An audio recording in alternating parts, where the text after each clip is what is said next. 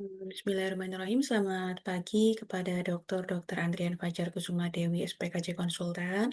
Matur nuwun dokter atas rawuhnya dan juga kesempatan yang sudah diberikan. Mohon izin kami akan mempresentasikan modul kali ini dengan judul aspek psikodinamika penggunaan zat. Untuk tujuan pembelajarannya sendiri adalah untuk mengetahui dan juga memahami konsep dasar aspek psikodinamika dari penggunaan zat. Untuk yang pertama yang perlu kita ketahui adalah penggunaan zat ini bukan hanya fenomena secara biologis, tapi juga secara psikologis dan juga relasional, di mana pendekatan psikodinamik itu akan melihat konflik intrapsikis pada pasien, kemudian mekanisme pertahanan diri, serta relasi objek. Dan penting juga untuk memahami mengapa seseorang itu bisa menggunakan zat. Dan salah satunya adalah yang kita harus pahami yaitu dari aspek psikodinamikanya. Berikut adalah konsep dasar psikodinamika dalam penggunaan zat, di mana pendekatan psikodinamik ini akan memahami bahwa perilaku manusia, termasuk dari penggunaan zat, itu tidak hanya bersifat sadar dan juga rasional, tetapi sangat dipengaruhi oleh dinamika psikologis yang berlangsung di dalam diri individu. Di mana di sini ada faktor yang mempengaruhi dari perilaku, yaitu adanya proses yang tidak sadar di mana banyak dorongan, keinginan, dan konflik yang berada di luar kesadaran individu yang seringkali tidak menyadari alasan sebenarnya di balik perilakunya, di mana penggunaan zat ini dapat menjadi ekspresi dari kebutuhan atau konflik yang tidak disadari. Kemudian dari pengalaman masa kecil, di mana interaksi awal dengan pengasuh itu akan membentuk pola emosi dan juga relasi. Dan pengalaman seperti trauma, kemudian kurangnya kelekatan atau attachment dan juga pola asuh yang tidak konsisten itu juga mempengaruhi perkembangan kepribadian. Dan pola ini terbawa hingga dewasa dan mempengaruhi cara individu dalam menghadapi stres.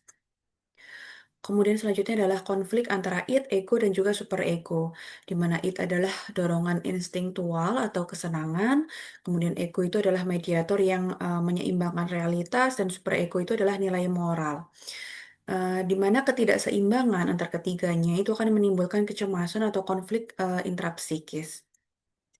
Nah, di mana peran zat dalam perspektif psikodinamik ini adalah sebagai regulasi emosi, di mana zat yang digunakan untuk mengurangi emosi yang tidak nyaman seperti cemas, sedih, ataupun marah, dan berfungsi sebagai alat eksternal untuk menstabilkan afek ketika individu itu tidak mampu melakukannya secara internal. Kemudian selain itu, zat ini sebagai pelarian dari konflik internal di mana zat membantu menghindari konflik psikologis yang menyakitkan. Kemudian juga memberikan distorsi sementara terhadap realitas dan juga pengalaman internal dan menjadi cara untuk tidak menghadapi masalah yang sebenarnya. Kemudian yang perlu kita ketahui juga di sini adanya fungsi psikologis penggunaan zat, yaitu sebagai self medication, kemudian untuk mengurangi rasa cemas, sedih dan juga perasaan hampa, serta memberikan rasa kontrol, kenikmatan instan dan juga identitas yang semu. Di sini ada beberapa contoh, misalnya penggunaan zat opiat atau narkotika itu biasanya efek targetnya adalah meredam kemarahan, agresi dan juga nyeri emosional di mana defisit yang mendasari adalah adanya trauma mendalam dan biasanya superego yang menghukum. Dan kondisi yang didambakan biasanya adalah berupa ketenangan, rasa aman, dan juga efek anti-agresi. Begitu juga pada penggunaan stimulansia, di mana efek targetnya adalah mengatasi depresi, anhedonia, serta rasanya kekosongan. Kemudian biasanya defisit yang mendasari adalah adanya keruntuhan harga diri dan juga kelelahan mental, dan kondisi yang didambakan adalah berdaya, aktif, euforia, dan juga adanya rasa kontrol. Kemudian di sini ada beberapa mekanisme pertahanan diri yang biasanya eee, ditemukan pada pengguna-pengguna, zat, yaitu adanya denial, kemudian acting out, proyeksi, rasionalisasi, dan juga splitting. Kemudian selain itu juga sebenarnya kita harus mengetahui mengenai struktur kepribadian dari para pengguna zat, di mana pada gangguan penggunaan zat itu seringkali terkait dengan, beberapa kepribadian, terutama adalah kepribadian borderline, narsistik, dan juga, antisosial. Di mana dalam perspektif, psikodinamik, gangguan penggunaan zat itu memang seringkali dikaitkan dengan, kepribadian tertentu, terutama 3 tadi ya, itu, borderline, narsistik, dan juga antisosial. Di mana pada kepribadian borderline ini biasanya ditandai dengan adanya ketidakstabilan emosi, hubungan interpersonal yang intens namun tidak stabil, serta ketakutan akan ditinggalkan.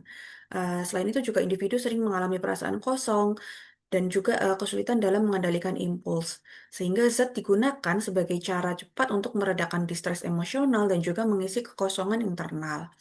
Kemudian selain itu, adanya kepribadian narsisistik. Biasanya pada kepribadian narsisistik ini dia memiliki kebutuhan tinggi akan pengakuan dan juga harga diri yang rapuh.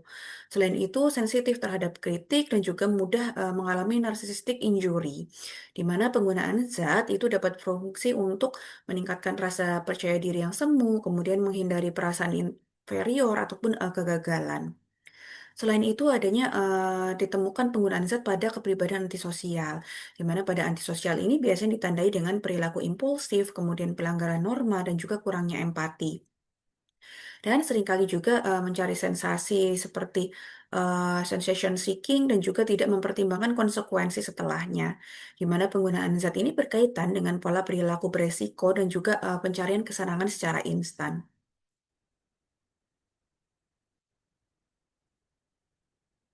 Kemudian, sebenarnya ada hubungannya juga antara penggunaan zat dengan, riwayat trauma, di mana riwayat trauma masa kecil itu merupakan salah satu faktor penting dalam perkembangan gangguan penggunaan zat.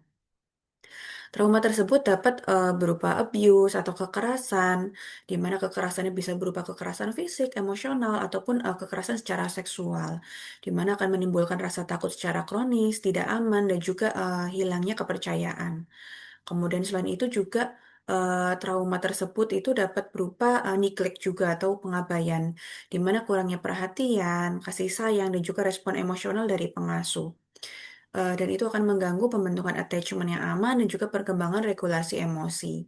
Di mana dampak, psikologis, trauma, terutama trauma masa kecil itu seringkali menyebabkan kesulitan mengenali dan juga mengekspresikan emosi, kemudian munculnya perasaan kosong, malu, dan juga tidak berharga. Dan di mana zat ini akan menjadi, mekanisme coping, di mana individu tersebut kemudian menggunakan zat sebagai cara untuk mengatasi dampak trauma. Biasanya melalui numbing atau, mematikan emosi, di mana zat itu akan membantu mematikan rasa sakit emosional, kemudian mengurangi kecemasan, ketakutan, dan juga distres secara internal. Selain itu, zat juga bisa memberikan rasa tenang ataupun, mati rasa sementara.